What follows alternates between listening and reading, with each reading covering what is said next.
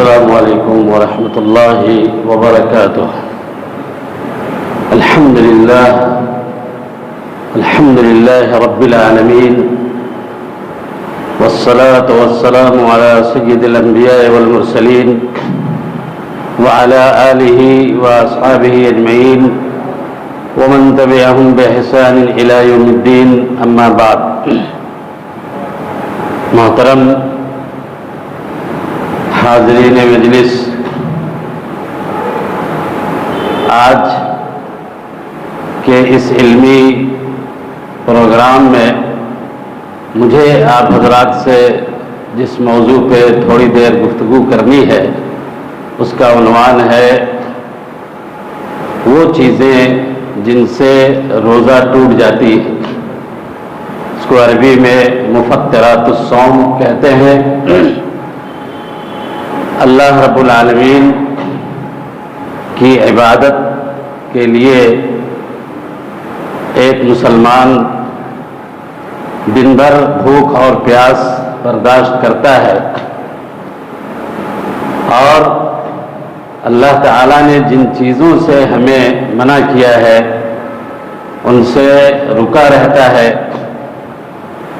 یہ اللہ تعالیٰ کی عبادت کا ایک مشروع طریقہ ہے۔ ہمیں یہ جاننا چاہیے کہ آخر وہ کون سی چیزیں ہیں جن کو کرنے سے انسان کا روزہ فاسد ہو جاتا ہے۔ میرے بھائیوں، ان میں سے پہلی چیز جان بوجھ کر قصداً کھانا اور پینا ہے، اور اس کی دلیل قرآن مجید میں اللہ تعالیٰ فرماتے ہیں کلوا وکلوا واشربوا حتی یتبین لکم الخیط الابیض من الخیط الاسود من الفجر ثم اتموا الصیام الی اللیل۔ روزے کے تعلق سے اللہ تعالیٰ نے فرمایا اس آیت کریمہ میں کہ روزے کو مکمل کرو صبح صادق سے لے کر کے غروب آفتاب تک، پھر اس کے بعد تم کھاؤ اور پیو۔ اس کا مطلب یہ ہوا کہ دن کے ان اوقات میں فجر کے بعد سے، صبح صادق کے بعد سے لے کے شام تک کھانے اور پینے کی اللہ تبارک و تعالی نے ہمیں ممانعت کی ہے۔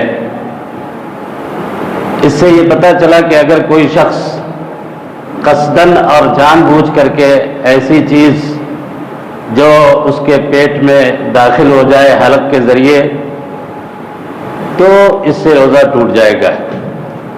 لیکن اگر کوئی شخص بھول کر کے کوئی چیز کھا لے، اس کو احساس نہیں ہوا اور اس نے کھانا شروع کر دیا، کسی نے دیکھا، اس کو یاد دلایا، یا خود اس کو تھوڑی دیر کے بعد احساس ہوا کہ آج تو میں روزے سے ہوں، تو ایسی صورت میں فوراً وہ اس کو چھوڑ دے، کھانا پینا چھوڑ دے اور باقی دن کے روزے کو مکمل کرے۔ اس سے روزہ فاسد نہیں ہوگا۔ اس کی دلیل ابو ہریرہ رضی اللہ تعالیٰ عنہ کی وہ حدیث ہے جسے بخاری اور مسلم نے روایت کیا۔ اللہ کے نبی صلی اللہ علیہ وسلم نے فرمایا کہ من نسی وهو صائم فأكل أو شرب فليتم صومه۔ اگر کوئی آدمی روزے سے ہے اور وہ بھول گیا اور بھول کر کے اس نے کھا لیا یا پی لیا، تو اس کو چاہیے کہ وہ اپنے اس روزے کو مکمل کرے، اس لیے کہ یہ اللہ تعالیٰ نے اس کو کھلایا اور پلایا ہے۔ یہ بخاری اور مسلم کی حدیث ہے۔ اس حدیث سے پتہ چلا کہ بھول چوک سے اگر کھانا یا پینا ہو جائے تو اس سے روزہ فاسد نہیں ہوتا ہے۔ میرے بھائیوں، کھانے اور پینے سے متعلق جو مسئلہ ابھی میں نے آپ کے سامنے بیان کیا، اس سلسلے میں علماء نے یہ بھی صراحت کی ہے کہ انسان کے ناک کے ذریعے یا اس کے منہ کے ذریعے کھانا اور پانی کے علاوہ کوئی ایسی چیز اگر داخل ہو جائے یا داخل کی جائے جو غذا کا کام دیتا ہے، اس سے بھی روزہ ٹوٹ جائے گا۔ لیکن ان دو راستوں کے علاوہ بدن کے کسی حصے میں اگر کوئی ایسی چیز داخل کی جائے، انجیکٹ کی جائے، مثال کے طور پہ سوئی کے ذریعے یا دوسرے ذرائع سے، جس سے انسان کو جسم میں طاقت اور قوت محسوس ہو، تو اس سے بھی روزہ ٹوٹ جائے گا۔ لیکن اگر وہ چیز ایسی ہے کہ جس سے انسان کی طاقت میں کوئی اضافہ نہیں ہوتا یا اس سے انسان اپنی اندر توانائی محسوس نہیں کرتا، تو پھر اس سے روزہ نہیں ٹوٹتا ہے۔ جیسے مثال کے طور پہ علاج کے لیے کوئی انجیکشن لیتا ہے، انسولین لیتا ہے، یا بہت سارے ٹیکے ہیں، بہت ساری انجیکشن ہیں، اس کو لینے سے روزہ نہیں ٹوٹے گا، اس لیے کہ یہ انسان کے جسم میں غذا کا کام نہیں کرتا ہے۔ اسی طریقے سے میرے بھائیوں، اگر کوئی آدمی آنکھ کے ذریعے یا کان کے اندر یا آنکھ یا کان کے اندر دوا کے کچھ قطرے اگر ڈال لیتا ہے، تو چونکہ یہ دونوں راستے عام طور پہ حلق اور پیٹ کے معروف راستے نہیں ہیں، اس لیے ان میں دوا ڈالنے سے بھی روزہ نہیں ٹوٹے گا۔ البتہ اگر ناک کے اندر قطرات اگر ایسی ڈالی جائیں جس کے اثرات حلق میں محسوس ہوں اور پھر وہ انسان کے پیٹ میں داخل ہو جائے حلق کے ذریعے، تو اس سے روزہ ٹوٹ سکتا ہے۔ اسی طریقے سے اگر کوئی آدمی برش کرتا ہے اور برش میں پیسٹ کا استعمال کرتا ہے، پیسٹ کا استعمال اس صورت میں جائز ہے جب اس کے اثرات آپ کے حلق سے نیچے محسوس اگر آپ نہیں کرتے ہیں، منہ کی حد تک ہے، تو کوئی حرج نہیں ہے، اس سے انسان کا روزہ نہیں ٹوٹتا ہے۔ یہ پہلی چیز تھی جس سے انسان کا روزہ فاسد ہو جاتا ہے۔ دوسری چیز ہے میرے بھائیوں حجامہ۔ حجامہ کا معنی ہے پچھنا لگوانا، خون جسم سے فاسد خون کو نکالنے کو حجامہ کہتے ہیں، اور یہ انسان کے روزے کو فاسد کر دیتا ہے۔ اس کی دلیل ابو ہریرہ رضی اللہ تعالیٰ عنہ کے علاوہ حضرت رافع ابن خدیج صحابی ہیں، ان سے یہ روایت مشہور روایت ہے، اللہ کے نبی صلی اللہ علیہ وسلم نے فرمایا کہ افطر الحاجم والمحجوب، کہ پچھنا لگانے والا اور جس آدمی کو پچھنا لگایا گیا ہے، دونوں کے روزے جو ہے نا ٹوٹ جاتے ہیں۔ تو اس حدیث سے معلوم ہوا کہ جس آدمی کے جسم سے پچھنا کے ذریعے خون نکالا گیا ہو اور جو آدمی اس عمل کو انجام دیتا ہے، دونوں کے روزے جو ہے نا ٹوٹ جائیں گے، جیسا کہ اللہ کے نبی صلی اللہ علیہ وسلم نے اس حدیث میں بیان فرمایا۔ اسی ضمن میں آپ کے علم میں یہ بھی لانا ضروری ہے کہ انسان اگر جسم سے اتنا زیادہ خون وہ نکلواتا ہے، جس کو آپ کہتے ہیں بلڈ ڈونیشن کے لیے بہت بڑی مقدار میں اگر خون نکالتا ہے، جس کے اثرات اس کے اوپر محسوس ہوتے ہیں، کمزوری محسوس ہوتی ہے، تو اس سے بھی انسان کا روزہ فاسد ہو جائے گا۔ اسی طریقے سے یہ خون جس آدمی کو چڑھایا جائے گا، اگر روزے کی حالت میں چڑھایا جاتا ہے تو اس کا بھی روزہ فاسد ہو جائے گا۔ لیکن اگر ٹیسٹ کے لیے بلڈ اگر نکالا جاتا ہے، مختلف طرح کے ٹیسٹ ہوتے ہیں بلڈ کے ذریعے، تھوڑا سا خون اگر نکالا جائے تو اس سے روزہ فاسد نہیں ہوگا، اس لیے کہ یہ دم قلیل ہے، تھوڑا خون ہے، اور اس کو حجامہ پہ یا پچھنا پہ قیاس نہیں کیا جا سکتا ہے۔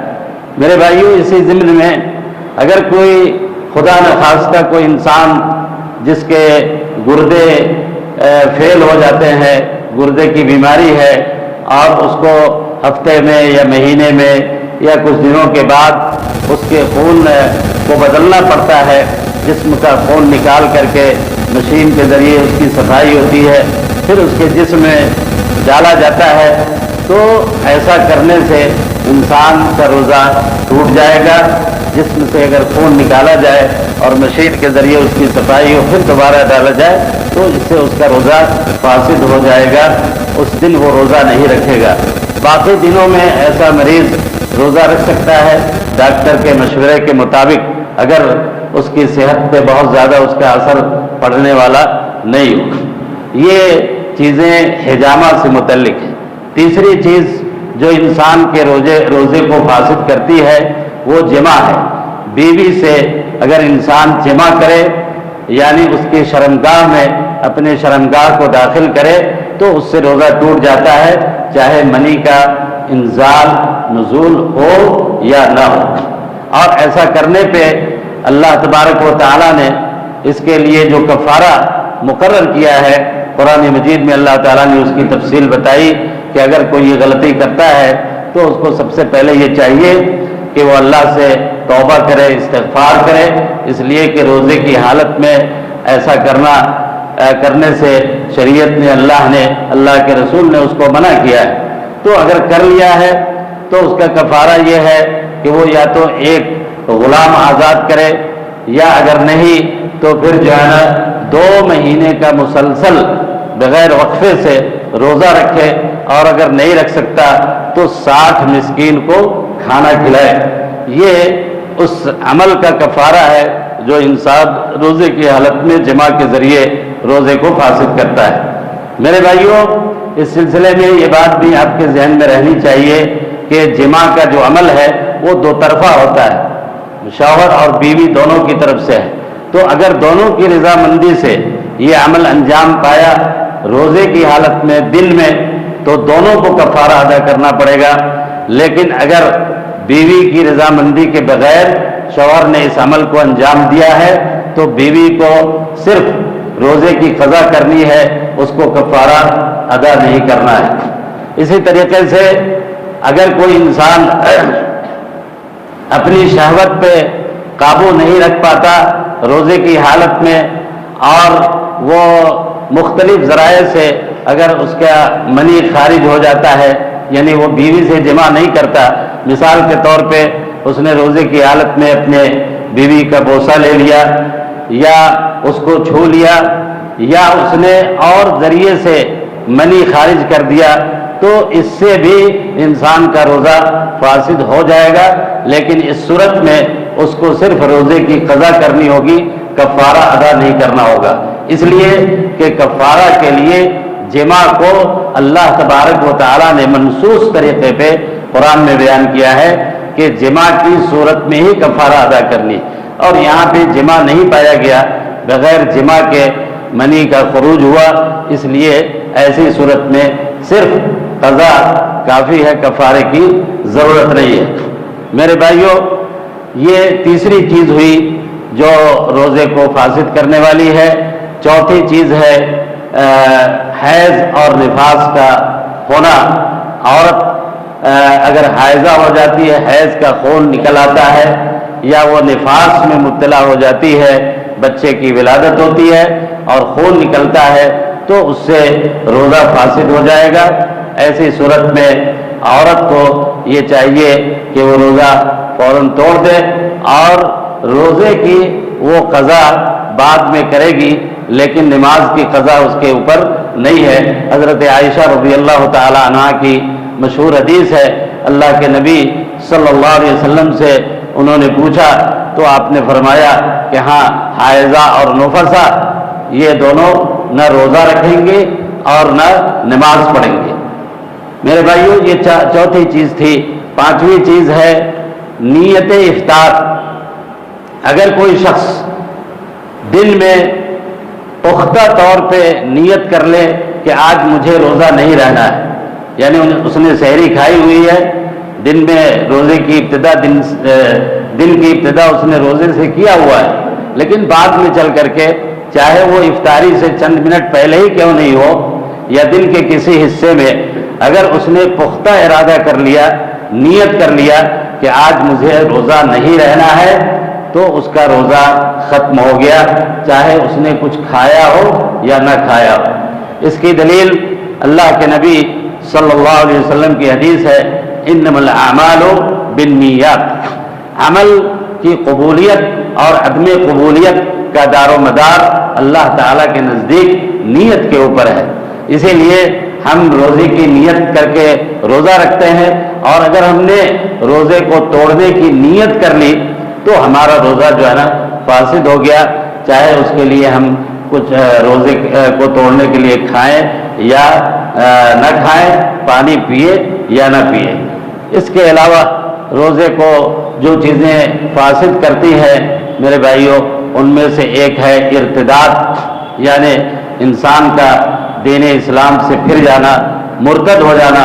قرآن مجید میں اللہ رب العالمین نے فرمایا کہ وَإِنْ أَشْرَكْتَ لَيَحْبَطَنَّ عَمَلُكَ، کہ اگر تم نے شرک کیا تو تمہارے سارے اعمال برباد ہو جائیں گے، ضائع ہو جائیں گے. اس قرآن مجید کی اس آیت سے معلوم ہوا کہ اگر کوئی آدمی اسلام کو چھوڑ دیتا ہے، روزے کی حالت میں ہے، اور اس نے دوسرا مذہب اختیار کر لیا، شرک اختیار کیا، شرک کو اپنا لیا، شرک کیا، ظاہر ہے کہ اسلام کے علاوہ کوئی بھی دین آج کی تاریخ میں دنیا کے اندر خالص دین نہیں ہے، اور اسلام کے علاوہ اللہ تعالیٰ کے نزدیک کوئی بھی دین قابل قبول نہیں ہے. اس لیے اسلام کو چھوڑ کر کسی بھی مذہب کو اگر وہ اختیار کرتا ہے تو وہ شرک کا دین ہے، کفر کا دین ہے، اور ایسی صورت میں اس روزے کا اعتبار میرے بھائیوں نہیں ہوگا. یہ کچھ ایسے احکام ہیں، کچھ ایسے مسائل ہیں جن سے روزے ہمارے ٹوٹ جاتے ہیں، روزے ہمارے فاسد ہو جاتے ہیں. اس لیے ہمیں ان باتوں کا خیال رکھنا چاہیے، اور اللہ رب العالمین سے ہمیں دعا کرنی چاہیے کہ اللہ رب العالمین ہماری اس عبادت کو، ہمارے اس روزے کو اللہ تعالیٰ قبول فرمائے، اور یہ ہماری نجات کا اللہ تعالیٰ اس کو ذریعہ بنائے. اللہ تعالیٰ ہمیں ایمان پہ قائم رکھے. انہی چند باتوں کے اوپر میں اپنی بات کو ختم کرتا ہوں. اگر آپ کی جانب سے اس سلسلے میں یا اور رمضان کے حوالے سے کوئی سوال ہو تو انشاءاللہ کوشش کی جائے گی کہ اس کا جواب دیا جائے گا. جی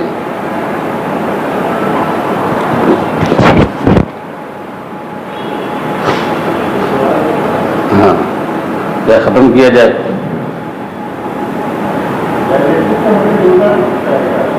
جی میں نے ابھی بتایا ڈائلیسس کے بارے میں کہ ڈائلیسس میں ہوتا کیا ہے. ڈائلیسس میں انسان کے جسم سے اس کا جو خون ہے اس کو نکال کر کے اور کیمیکل کے ذریعے یا مشین کے ذریعے اس کو پھر یا اس میں کچھ چیزیں جو ہے نا ڈالی جاتی ہیں، پھر انسان کے جسم میں اس کو انجیکٹ کیا جاتا ہے. یہ ڈائلیسس کا جو پروسیس ہے میں نے بھی بتایا کہ ہمارے علماء نے اس بات کی صراحت کی ہے کہ خون نکال دینے کے بعد روزہ ٹوٹ جاتا ہے. انسان کے جسم سے جب اس کا خون کثیر مقدار میں یعنی بھاری مقدار میں اگر خون نکال لیا جائے تو اس سے روزہ ٹوٹ جاتا ہے. اور اس کی دلیل ہے وہ حجامہ کی روایت جو بھی میں نے پڑھ کے آپ کو سنائی. اللہ کے نبی صلی اللہ علیہ وسلم نے فرمایا افطر الحاجم والمحجوم. تو حجامہ کو اسی لیے ناقض صوم کہا گیا ہے، روزہ توڑنے کا، کہ اس میں خون زیادہ مقدار میں نکلتا ہے. اسی بنیاد پہ علماء نے کہا کہ ڈائلیسس کے اندر اگر خون زیادہ جسم سے نکالا جاتا ہے تو اس سے روزہ ٹوٹ جائے گا. جی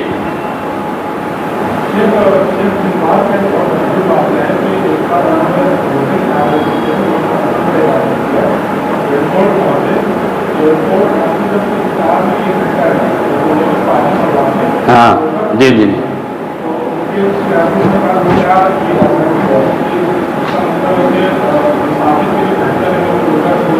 جی جی یہ آپ نے جس واقعے کو کی طرف اشارہ کیا ہے بہت مشہور واقعہ اور صحیح واقعہ ہے. مجھے ذاتی طور پہ یہ شرف حاصل ہے کہ میں نے شیخ بن باز رحمۃ اللہ علیہ سے کچھ چیزیں پڑھی ہیں، ان کی مجلس میں شریک ہوا ہوں، بہت زیادہ نہیں، اختصار. لیکن ان کے بارے میں یہ بات پہلے ہمیں سمجھنی چاہیے کہ وہ اس زمانے میں سنت کے بہت بڑے متبع، اتباع سنت ہے نا کی مثال دی جاتی ہے شیخ بن باز رحمۃ اللہ علیہ کی. یہ واقعہ ریاض سے وہ جدہ جا رہے تھے، ریاض ایئرپورٹ پہ ان کی ڈیوٹی جو ہے نا وہاں تھی. تو اس سفر میں ان کے آفس کے اور بھی بہت سارے لوگ تھے، ان کے پی اے وغیرہ بھی تھے، اور تمام انہوں نے اچھا وہ اندھے آدمی تھے، شیخ ہمارے نابینا تھے. تو انہوں نے سوچا کہ شاید ان کو اندازہ نہیں ہے کہ ابھی افطاری کا وقت نہیں ہوا ہے، تو کہا کہ شیخ ابھی آدھے گھنٹے کا وقت باقی ہے افطار میں. تو شیخ نے کہا کہ مجھے معلوم ہے، میں جانتا ہوں کہ ابھی افطار میں وقت باقی ہے، لیکن آپ مجھے پانی لا کے دیں. تو چنانچہ ان کو ایک گلاس پانی دیا گیا اور انہوں نے وہیں پہ فلائٹ کے اندر بیٹھے ہوئے پانی پیا، اور پینے کے بعد بتایا اپنے مصاحبین کو اور جو ان کے شاگرد تھے وہاں پہ تمام شاگردوں کو کہ یہی سنت ہے. ان کا یہ کہنا تھا کہ ھذہ ہی السنہ، یعنی سفر کی ابتدا چونکہ وہ کر چکے تھے، فلائٹ میں جب آ گئے تو سفر کی ابتدا ہو چکی، تو مسافر کے لیے روزہ نہ رکھنا یہ سنت ہے. اسی چیز کو بتانے کے لیے شیخ نے یہ عمل کیا ہے. اس سلسلے میں علماء نے جو صراحت کی ہے، دیکھیے وہ یہ ہے کہ مسافر اگر ہے تو وہ اس کے لیے دونوں چیز ہے، دونوں حکم ہے، یعنی وہ اگر چاہے تو روزہ رکھ سکتا ہے اور اگر چاہے تو افطار کرے. لیکن شیخ نے اپنے عمل سے یہ بتایا کہ افطار کرنا زیادہ بہتر ہے، روزہ چھوڑ دینا زیادہ بہتر ہے. اور اس کی دلیل یہ ہے کہ اللہ کے نبی صلی اللہ علیہ وسلم نے رمضان کے مہینے میں جب بھی سفر کیا تو آپ نے روزہ نہیں رکھا ہے نا. یہ واقعہ صحیح ہے. اور اس قرآن مجید میں اللہ تعالیٰ نے کہا کہ وَإِن كُنتُم مَرِيضًا أَوْ عَلَى سَفَرٍ فَعِدَّةٌ مِّنْ أَيَّامٍ أُخَرَ، اگر آپ روزے کے مہینے میں بیمار ہو جائیں ہے نا یا سفر پہ ہوں تو دوسرے دنوں میں اس روزے کو رکھیں. اچھا، ایک حدیث میں آتا ہے اللہ کے نبی صلی اللہ علیہ وسلم کی حدیث ہے لَيْسَ مِنَ الْبِرِّ الصِّيَامُ فِي السَّفَرِ، لَيْسَ مِنَ الْبِرِّ الصِّيَامُ فِي السَّفَرِ، سفر کی حالت میں روزہ رکھنا یہ کوئی نیکی کا کام نہیں ہے. اسی کے پیش نظر شیخ نے یہ کیا تھا.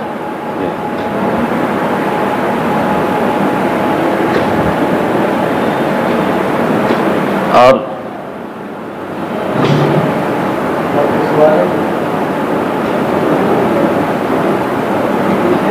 جی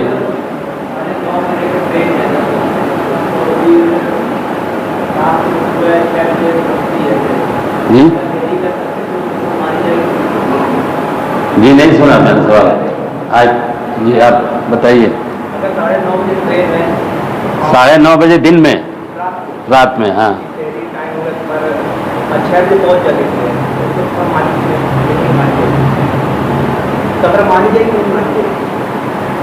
نہیں دیکھیے یہاں جو سفر کی بات ہو رہی ہے قرآن نے صراحت کیا کہ وَإِن كُنتُم مَرِيضًا أَوْ عَلَى سَفَرٍ، یہ سفر روزے سے متعلق ہے نا. یعنی آپ روزہ چھوڑ سکتے ہیں. تو مان لیجئے کہ اگر کوئی آدمی رات میں سفر کر رہا ہے اور آپ کہہ رہے ہیں کہ صبح وہ پہنچ جائے گا، اگر وہ کیا کہتے ہیں کہ سحری کا جو وقت ہے یعنی اذان کا وقت جو وقت ہوتا ہے اس سے پہلے اگر وہ پہنچ گیا تو یہ سفر روزے میں ہے ہی نہیں. یہ سفر تو روزے کی حالت میں ہوا ہی نہیں ہے نا. لیکن اگر سحری کھانے کے بعد مان لیجئے کہ آج کل اذان جو ہے نا فجر کی ہو رہی ہے تقریباً جو ہے 5 بجے ہے نا، تو 5 بجے تک اگر وہ پہنچ گیا رات میں افطاری کے بعد اس نے سفر شروع کیا اور 5 بجے تک پہنچ گیا تو یہ سفر تو ہے لیکن اس کا رمضان سے یا روزے کے سفر سے کوئی تعلق نہیں ہے.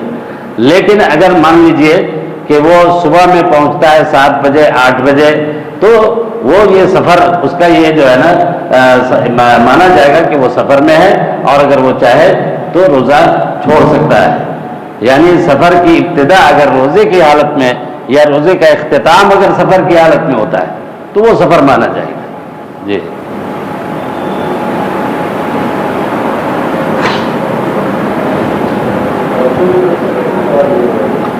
جی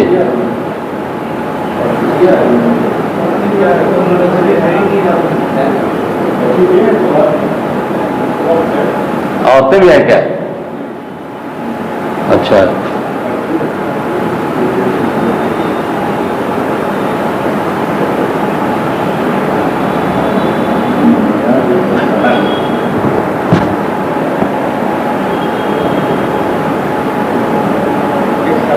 جی جی نہیں نہیں بتائیے.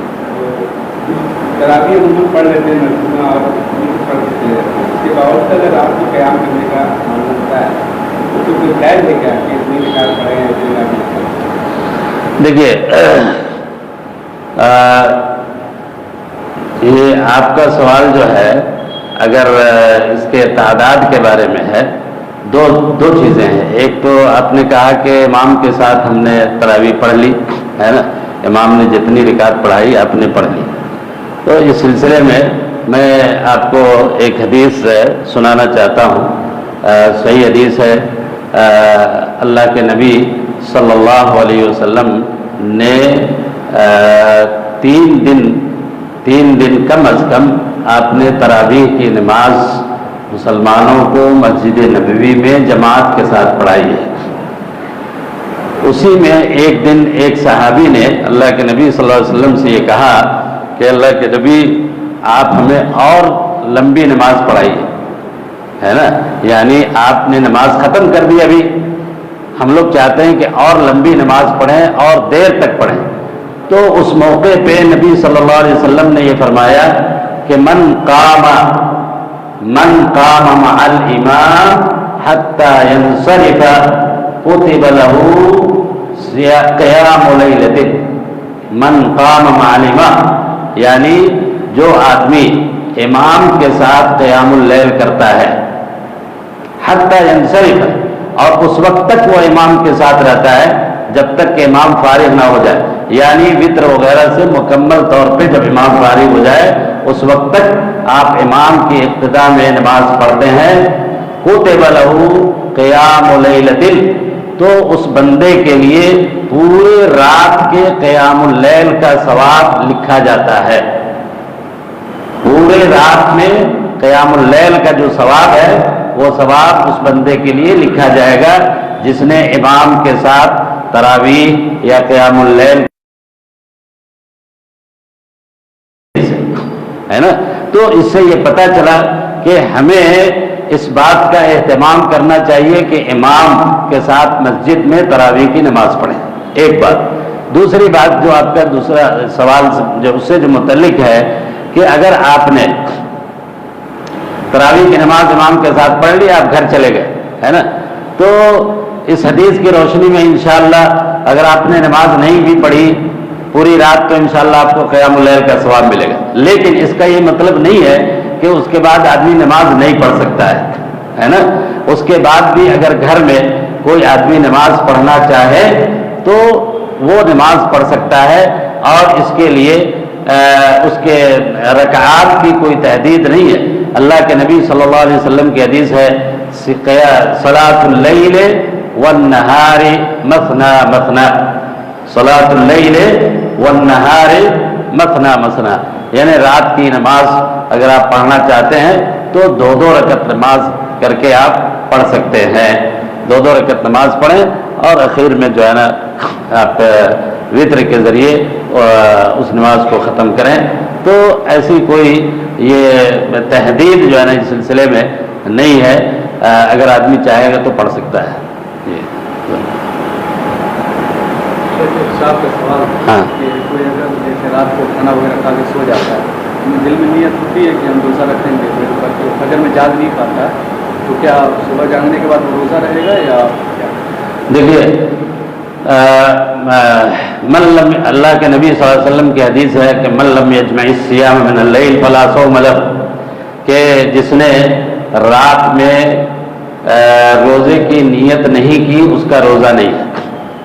فرض روزے کے لیے رات میں نیت کرنا، رات کا مطلب یہ ہے کہ سحری کھانے سے پہلے ہے نا، آپ کو اس بات کا پختہ ارادہ کرنا ہے کہ کل مجھے روزہ رکھنا ہے، اور یہ نیت دل سے کرنی ہے، زبان سے نہیں کرنی ہے نا، ارادہ کرنا ہے پختہ۔ یہ نیت فرض روزے کے لیے ضروری ہے، اس کے بغیر روزہ نہیں ہوگا۔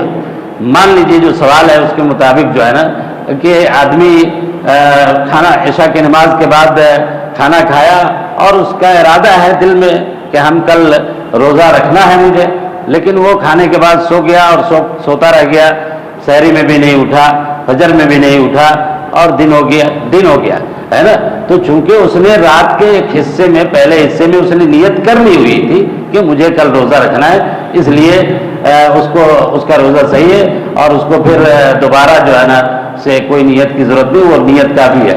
اسی لیے علماء نے یہ بھی لکھا ہے کہ رمضان کے مہینے میں، رمضان کے شروع دنوں میں، جب رمضان کی ابتدا ہوتی ہے، اس وقت اگر کوئی آدمی یہ ارادہ کر لے، نیت کر لے کہ ہمیں پورے مہینے انشاءاللہ روزہ رکھنا ہے، تو وہ نیت اس کے لیے پورے رمضان کی کے روزے کے لیے کافی ہے، لیکن نیت ہونی چاہیے ہے نا۔ نفل روزے کے لیے نیت کی ضرورت نہیں ہے، نیت کی ضرورت نہیں مطلب یہ کہ رات میں اس کے لیے نیت کی ضرورت نہیں ہے، نیت تو ہر عمل کے لیے ضروری ہے نا، دن میں بھی آپ نیت کر سکتے ہیں، اور اس کی دلیل وہ حدیث ہے کہ اللہ کے نبی صلی اللہ علیہ وسلم ایک دن تشریف لائے، دن میں دن کا کچھ حصہ نکل چکا تھا، صبح ہو چکی تھی، تو آپ اللہ کے نبی صلی اللہ علیہ وسلم گھر میں ایسا کھانے کے لیے کچھ ہے، تو کہا کہ ابھی تو کھانے کے لیے کچھ نہیں ہے، تو آپ نے فرمایا کہ فإنی صائم، تو آج میں روزے سے ہوں۔ کہا کہ کھانے کے لیے نہیں ہے، تو آپ نے کہا کہ چلو پھر میں آج روزے سے ہوں۔ یہ بات آپ نے کب کہی؟